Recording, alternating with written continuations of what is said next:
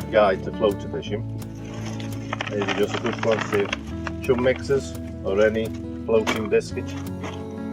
Now we'll add an additive or an oil. This is plum and black pepper from Chapel Baits. A good quantity on it.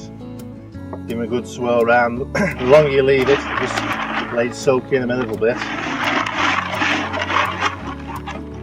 The reason why we're doing this is once it's on the surface, it leaves a little slick around the bait, causing a flat spot, so they're easy to spot the baits for the carp and for us watching them. And also, obviously, the flavour coming off them, a good chance of attracting the fish with the flavour leaking off them. The flat spot's the most important thing. It just makes you see the bait, and obviously you can see the bait, you can see the carp come up and suck it in.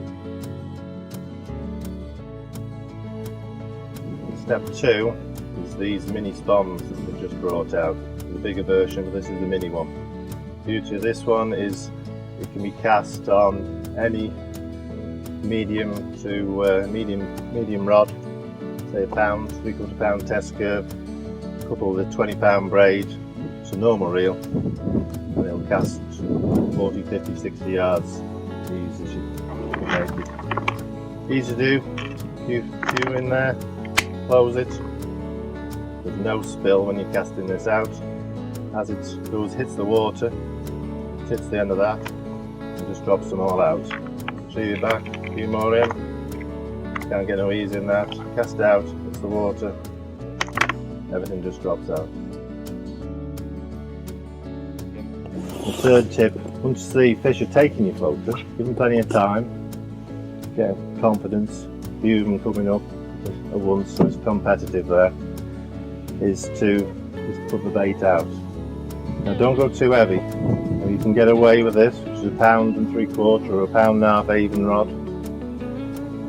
A good reel with a very fine drag, and lighter line. 10-pound line is plenty heavy enough. If you have floating variety, incorporate it with one of these inline bolt missiles.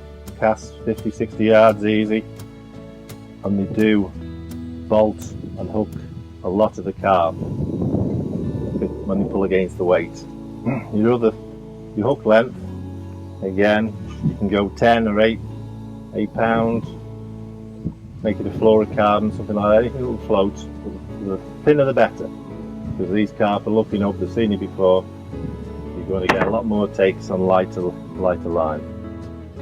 Down to smallest hook can get away. This is a 14, or you can use a 12, slightly curved pattern, and then we attach a boilie to it.